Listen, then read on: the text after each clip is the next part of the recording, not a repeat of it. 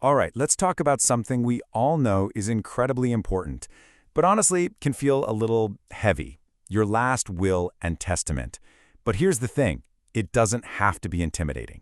We're going to break it all down piece by piece and figure it out together. I mean, this is really the question at the heart of it all, isn't it? You work your whole life, you build something. So what happens to it all? Having a plan, having a will, is how you make sure that you're the one who gets to answer that question. So here's how we're going to tackle this. First up, the big why. Why you even need one. Then we'll decode the actual document. Turn that legalese into plain English. We'll talk about assigning the key roles, look at the important fine print, and finally cover how to make it all legal and official. Okay, let's get right into it. A will is so much more than just a piece of paper. You have to think of it as your voice, making sure your wishes, your intentions are heard loud and clear long after you're gone. Just look at this breakdown. It is absolutely night and day. With a will, you are in complete control. You decide who gets your property.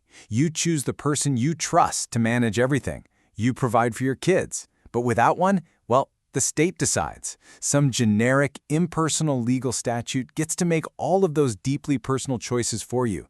And it doesn't know you, it doesn't know your family, and it sure doesn't know your wishes. And this is exactly why pretty much every adult should have a will. It is the single best tool you have to direct your property where you want it to go, name your own team, save your loved ones a ton of hassle and expense, and most importantly, protect your kids. It's really the difference between a thoughtful plan and, well, potential chaos. Okay, so you open up a will for the first time, and let's be honest, it can feel like you're trying to read a completely different language.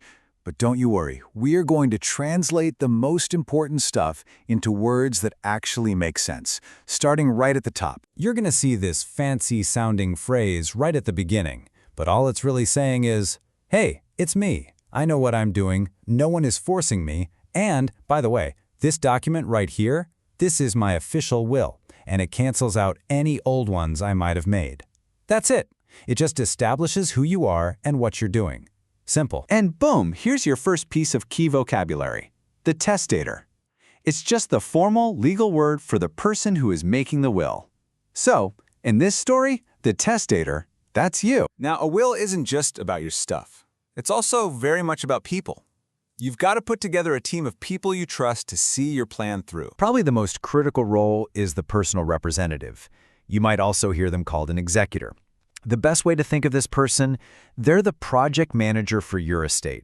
They're the one you pick to go out, gather all your assets, pay off any final bills or debts, and then make absolutely sure everything gets to the right people exactly the way you laid it out. And then, of course, you have the beneficiaries. Super straightforward. These are the people, or even organizations like charities, that you choose to receive your property. Your will is where you say who gets what. All right, let's get into the stuff that a lot of people just skim right over, the clauses. This is the fine print, and trust me, this is where your will gets its real power and protection. Whoa. Take a look at this. This is an example of what's called a no contest clause, and it has some serious teeth. What it's saying is basically, hey, if one of my beneficiaries decides to be difficult and challenges this will in court and they lose, they get nothing. It is an incredibly powerful way to discourage fights and make sure your wishes are respected. And there are other powerful tools too. An omission clause lets you state very clearly that leaving someone out was on purpose, not an accident.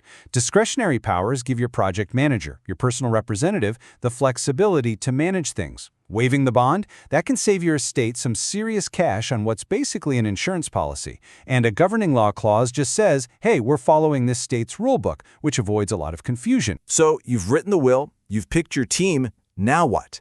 How do you actually make this thing legally binding? Well, it all comes down to the signing ceremony, and you have to get the details right. 2. That's it. That's the magic number you have to remember. Using a state like Virginia as our guide, your will has to be signed by you, and it has to be in front of 2 competent witnesses. Then, they both have to sign it in front of you. Okay, now let's clear something up, because this trips a lot of people up. Witnessing and notarizing are 2 totally different things. As you can see, the witnessing part is required. It has to happen for your will to be valid. The notarizing part, not strictly required, but it is highly recommended. Let's talk about why that is. So why bother getting it notarized? Here's the payoff. It lets you include a special page called a self-proving affidavit. This is just a sworn statement that you and your witnesses sign in front of a notary. And what it does is basically pre-approve the signatures for the court. That means down the road, the court doesn't have to waste time hunting down your witnesses to make sure everything was legit. It's a huge time saver and stress reducer for your family. So before you even start writing a single word, here's a little homework. First, make a list of your assets, what you own. Then make a list of your liabilities, what you owe. Next, list out your people, your family, your beneficiaries, the person you think could be your executor. And finally, just think about your goals. What are you trying to achieve? Getting this stuff clear in your head first makes the whole process a million times smoother. So there you have it. We've gone through the blueprint of a will, the why, the what, and the how. It's not just some dry legal document. It is a profoundly personal statement that is going to speak for you when you can't. So now that you know how it works, the only real question left is, what do you want your legacy to say?